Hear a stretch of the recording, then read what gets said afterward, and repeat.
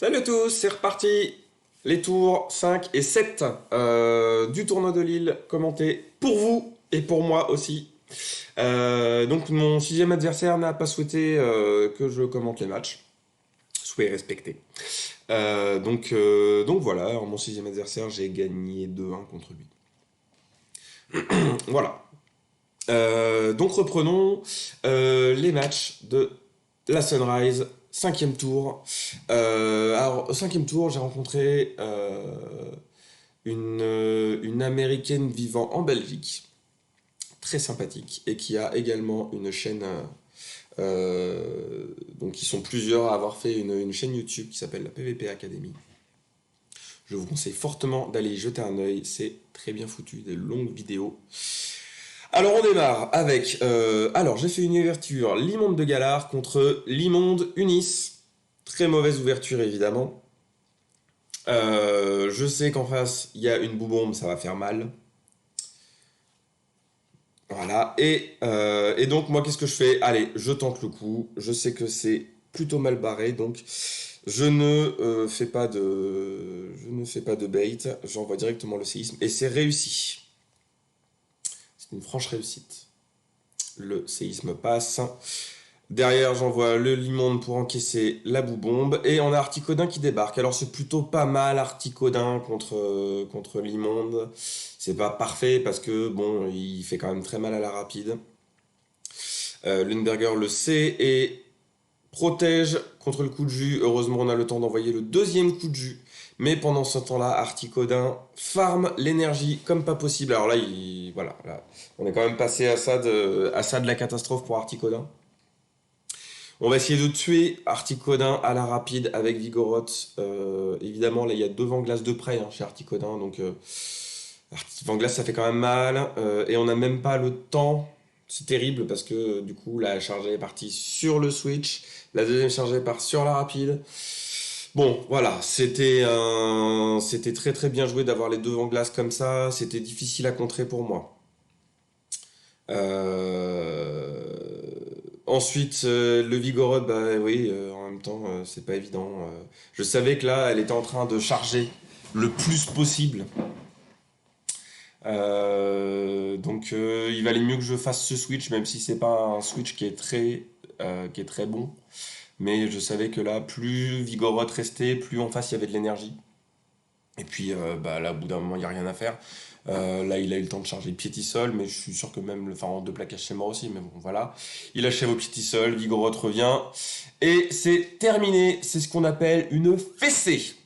Très bien joué de la part de Lundberger, très bonne gestion de l'énergie. C'était très limite sur le Articodin. Donc là, je suis un peu paumé. Je sais que voilà, j'ai quand même pris un 3-0 en face, j'ai mis 0 KO. Donc voilà, là je suis mal. Son équipe me donne du fil à retordre, c'est pas évident du tout.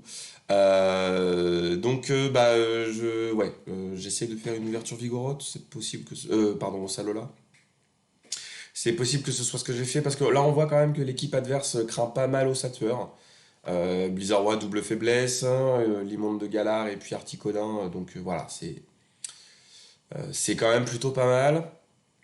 C'est difficile là. J'essaye de mettre Tengalis. Pourquoi est-ce que j'essaye de mettre Tengalis? Pour l'immonde et des mantas, j'imagine. Et puis pour spammer. C'est pas évident. Donc là, l'ouverture Articodin, elle est plutôt positive pour aller avec Ossature. Lindberger le sait et fait son switch. Moi, directement, j'attendais. Je fais le switch aussi, j'envoie Vigoroth. Vigoroth qui va pouvoir encaisser un éboulement. On fait quoi? Est-ce qu'on envoie plaquage ou est-ce qu'on envoie Piétisol? En sachant que au combat d'avant, je l'ai déjà eu. Eh ben, on va envoyer plaquage. On va faire le bait. On va espérer qu'elle prenne le bait et qu'elle shield. Et malheureusement, elle ne va pas le faire. Sauf que du coup, bah, comme on a deux plaquages, eh ben, ça va faire à peu près autant de dégâts que si on avait fait un seul Piétisol. Enfin, vu les dégâts qui restaient. Et on s'en sort comme ça. Bon, voilà, déjà on s'est débarrassé du Limonde de Galard, c'est déjà pas mal. Le retour d'Articodin qui a le temps de tuer à la rapide. On renvoie nous le Ossateur. Alors, Ossateur, je me dis que ça va être un pouvoir antique. Ouais, on peut encaisser un pouvoir antique. On fait quoi? On envoie la ballon. Alors c'était probablement idiot parce qu'en plus, vu la vie d'Articodin, même la masse d'os au final, elle aurait quand même fait des bons dégâts, je pense. Et, ah oui, alors là, oui, on a eu un switch, je l'avais même pas vu. On a eu un switch qui a été fait sur le Vigoroth, donc c'était le switch parfait. Là, on n'a eu rien à redire, Lundberger a fait un switch, mais magnifique. Parce que la balle ombre, bon, ça lui, voilà, elle a économisé un bouclier. Évidemment, nous, on va essayer de sauver Tengalis. Il faut sauver le soldat Tengalis. On a besoin de ce Tengalis. Et on envoie les lames-feuilles sur Vigoroth. Vigoroth qui tape en super efficace, hein. Donc il lui restait les deux boucliers. Là, c'est terrible, hein. C'est voilà, on encaisse les dégâts et on va envoyer une masse d'os en sachant que ça fait zéro masse d'os. Le Articodin qui revient, on va essayer de tuer Articodin à la rapide, mais le Vent-Glace a le temps de partir. Voilà, et Vigoroth, on lui envoie la chargée, mais on l'a vu, Masdos, ça fait zéro. Et Vigoroth a le temps d'envoyer son plaquage, le plaquage qui va tuer malgré la double résistance. Enfin, ça ne va pas tuer, mais voilà, la riposte derrière tue. Bon, c'est un peu mieux, c'est passé à ça, mais c'est encore perdu. Donc là, déjà, c'est un peu moins ridicule que sur la première. Et là, je suis quand même dans une situation qui m'était pas encore arrivée, hein, jusque-là. Je suis en train de perdre 0-2. J'ai quand même envie de sauver l'honneur. J'ai envie de gagner la troisième, hein. Je sais que j'ai déjà perdu le match, mais bon, c'est pas une raison. Qu'est-ce que je tente? Eh ben, je retente une ouverture au Satueur d'Alola et derrière, je mets mes deux limondes. Je me dis que là, les deux limondes, au final, si je mets les deux limondes, j'ai peut-être moyen de gérer et Articodin et Démenta. Ce qui est un peu ce qui m'a gêné jusque-là. Et puis voilà, l'ouverture au Satueur, j'espère un peu qu'elle s'y attende pas. J'espère qu'elle s'y attende pas. Il y a le Limonde. Ah oui, point très important aussi. Euh, Elle avait mis deux fois Vigoroth, et je me suis dit, elle va pas le mettre une troisième fois, sinon j'aurais mis Lugia.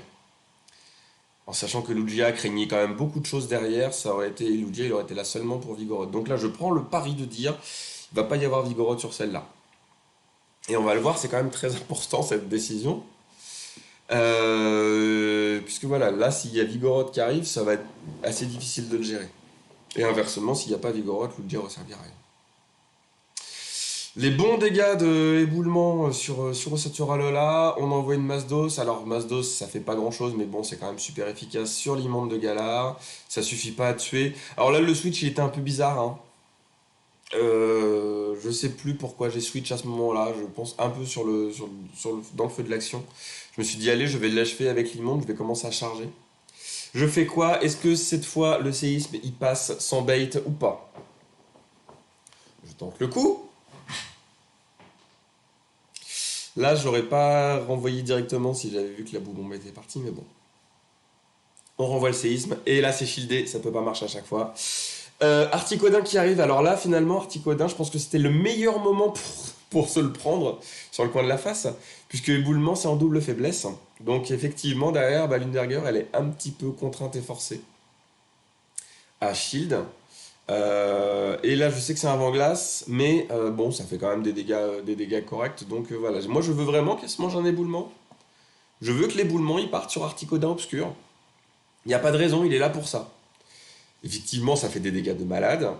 Et évidemment, bah, il y a la pression en face. Là, cette fois, le Articodin, il ne peut pas se charger de l'énergie jusqu'à plus soif. Il est obligé de tuer. On va l'achever avec des rapides de l'immonde. Et là, il y a le limonde en face qui revient.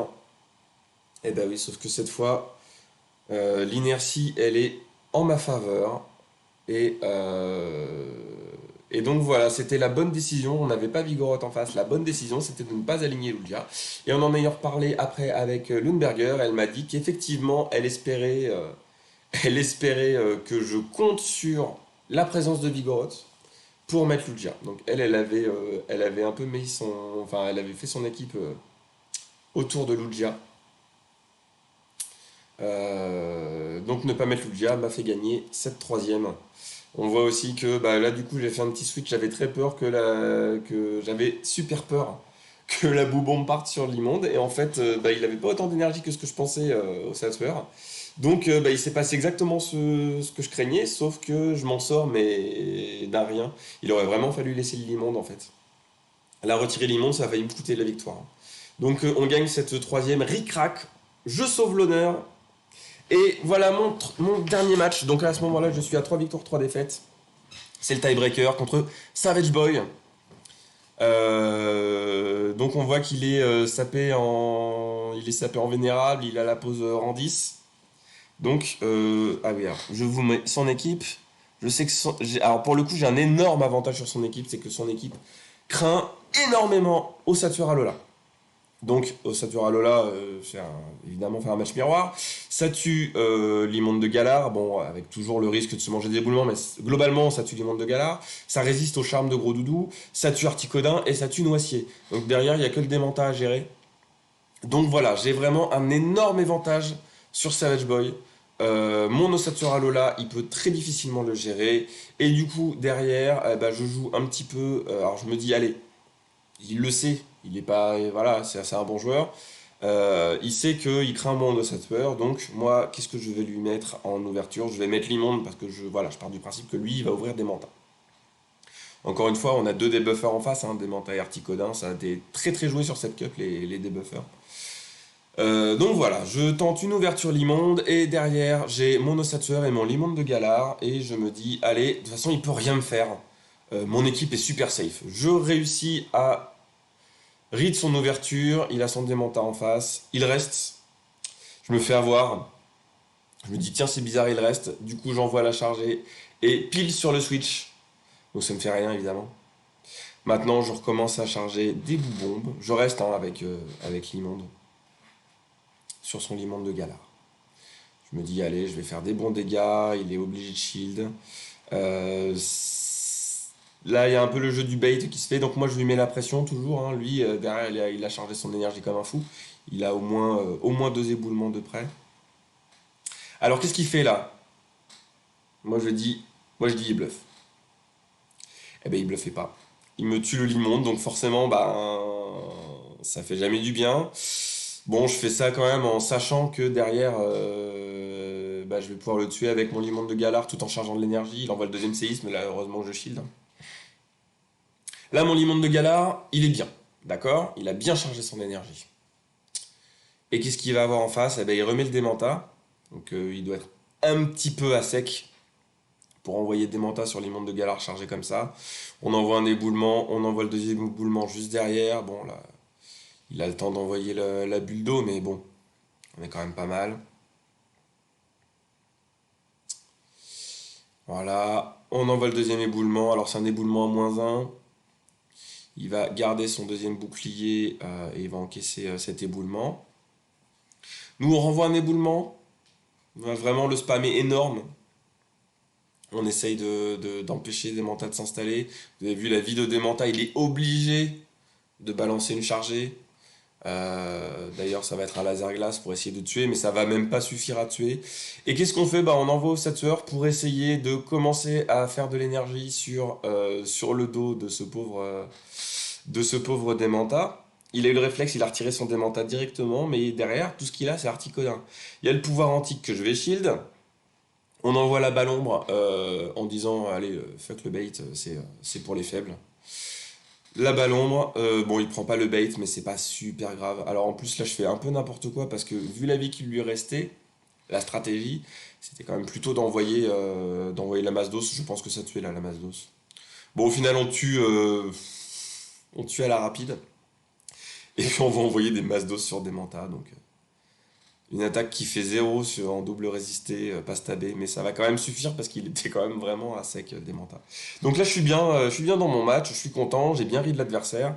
Mon diagnostic était bon, mon équipe est vraiment, vraiment en avantage sur la sienne. Donc qu'est-ce que je fais? Eh ben oui toujours, voilà. Voilà. Et ben je fais quoi? Et ben je me dis, bah, de toute façon, c'est bon, mon analyse elle était bonne, je suis serein, je suis tranquille, je vais gagner, rien ne peut m'arriver. Je remets la même équipe dans le même ordre, je touche à rien. Là, il prend beaucoup de temps, hein. Il prend énormément de temps pour faire son équipe, parce que effectivement, bah, encore une fois, hein, c'est pas un débutant en face, il sait très bien, il a très bien vu que j'avais vu sa faiblesse à Ossetfer. Je refais pareil, il rouvre à nouveau des mantas, donc moi je me dis c'est très bien, ça va se repasser pareil. Cette fois il attend pas, il envoie directement le Limonde. Moi je refais un peu la même stratégie, j'envoie les boubombes, hein. Qu'est-ce que je fais? Est-ce que je switch? Est-ce que je switche pas? Oui, je décide de switcher sur l'immonde de Galar. Et alors? Est-ce qu'il bluffe ou est-ce qu'il bluffe pas? Moi je dis il bluffe. Ah non, il bluffe pas.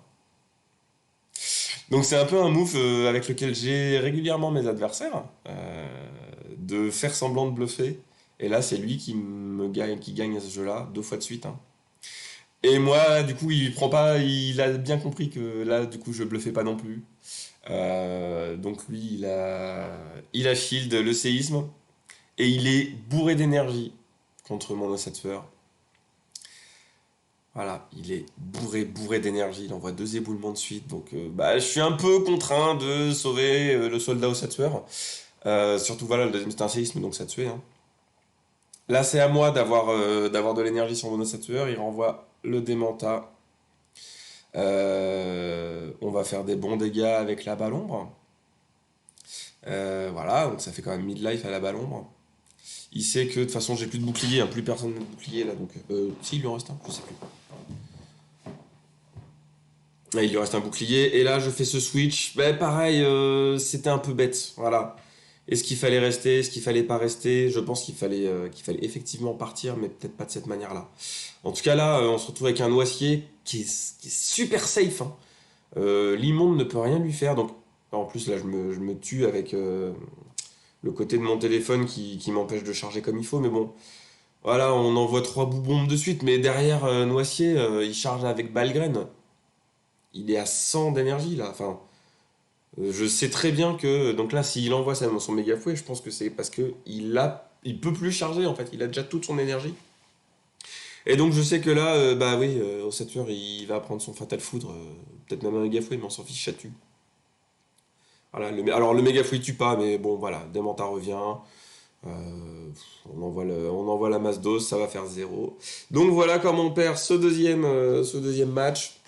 Et là, effectivement, je me sens bête. Je me dis, ouais, non, mais là, il m'a ride, il m'a complètement ride. Bon, voilà, je perds un peu ma concentration là. Je me souviens plus comment ça s'appelle en tennis. Mais c'est en gros quand la victoire est dans un camp, c'est très difficile d'inverser la vapeur. Donc j'ai eu beau gagner la première, mais la deuxième, j'étais beaucoup trop confiant. Sur la troisième, vous voyez, j'hésite beaucoup, je sais même pas quoi faire. Je fais quoi? Je mets Vigoroth, bah ouais, Vigoroth, il est pas trop mal. Je me dis, tiens, il faut que je gère Noicier du coup. Il a gagné avec Noicier, je remets son équipe, vous voyez, je suis un peu paumé. Je me dis, bon, je fais quoi? Il m'a battu avec Noicier, parce qu'effectivement, Satur il est bien, mais il peut pas gérer tout ce sur quoi il est super efficace. Qu'est-ce que je fais? J'hésite longuement. Et finalement, je mets Vigoroth en 3. Et en fait, là, je suis pas très concentré. Et je ne me souviens plus de mon équipe. Je pensais que j'avais mis Limonde, Vigoroth et Limonde de Galard. Et la suite du match va n'aurait pas été jouée du tout de la même manière si je m'étais souvenu que mon équipe c'était pas Limonde Vigoroth, Limonde Galard, mais Limonde Vigoroth, Ossature Alola. Et on va donc encore une fois, la concentration me fait perdre. Bon, je vous spoil, hein. Je perds ce match parce que je suis pas concentré. Je pense à autre chose, visiblement, voilà. Donc, voilà. Là, je gagne. En plus, mon ouverture est ultra favorable, hein. Enfin, ultra favorable, pas tout à fait, mais bon, comme moi, je peux envoyer plus de boubons que lui de. Lui, il est obligé de bait s'il veut gagner le duel, surtout. Donc voilà, moi, je peux envoyer tranquillement les boubombes. C'est bien, je suis super content de l'ouverture. Alors. Il bluffe ou il bluffe pas? Moi je dis il bluffe. Il m'a vraiment eu parce que les deux premières fois il a pas bluffé et j'ai pas shield et que là quand il a bluffé j'ai shield. Bon, je shield quand même parce que voilà, je savais qu'il avait quand même eu le temps de charger son séisme. Donc là directement d'entrée de jeu j'ai plus de bouclier, hein. Je me mets dans une situation ultra dangereuse. Le Limonde de Galar, il a fait le travail, il le sacrifie, il garde ses deux boucliers. Donc là, la situation est compliquée. Il envoie son ossature. Je me dis, bah très très bien, nickel. S'il envoie son ossature sur l'immonde, c'est qu'il est mal derrière. Et il garde ses boucliers, hein. Vous avez vu? Il charge comme un fou et il garde ses boucliers là. Donc là, c'est quand même dangereux. Là, il est un peu obligé d'utiliser un bouclier, sinon il perd son Pokémon. Moi, j'envoie Vigoroth. Un peu serein, je me dis, allez, il va rien pouvoir lui faire. Voilà, la masse d'os, ça fait rien. J'ai hésité à envoyer le plaquage. Là, et en fait, j'ai bien fait de pas envoyer le plaquage parce que Dementa arrive à ce moment-là. Enfin, voilà, vous voyez, j'ai hésité entre plaquage, Plistisol, plaquage, Plistisol, et puis en fait, voilà. Il a envoyé son Dementa juste une seconde de trop tôt. Sinon, il prenait un Plistisol. Donc voilà, on sait ce que ça fait, hein, Vigoroth contre Dementa. Il faut juste envoyer les plaquages le plus vite possible. Le laser glace, il part. On renvoie le Limonde parce qu'il est là pour ça. Le coup de jus. Mais vous avez vu comment le Démenta il se charge, il se charge. Et là je suis super serein, je me dis bon bah c'est nickel. Derrière, voilà, derrière j'ai mon Limonde de Galar. Jamais Ossature a assez d'énergie pour tuer Limonde de Galar. Et là je vois Ossature qui arrive. Et je m'en veux, mais je m'en veux. Parce que j'aurais pas fait ça. Ossature, je l'aurais sorti bien plus tôt pour commencer à charger de l'énergie. Et là, on n'a même pas le temps. Enfin, ça se joue à pas grand chose, hein. Mais la masse d'eau ne sépare pas, il avait trop d'énergie en face. De toute façon, il lui reste un bouclier. Donc voilà, cette troisième manche perdue. Et je termine le tournoi avec 4 défaites et 3 victoires. Ce qui est quand même correct, vu que bah, je suis pas du tout un habitué des tournois Sylph. Globalement, c'est mon premier. En vrai, c'est le troisième, mais les deux autres avaient été faits un peu à l'arrache. Donc là, un tournoi à 93 participants, c'est quand même énorme. De très bons moments.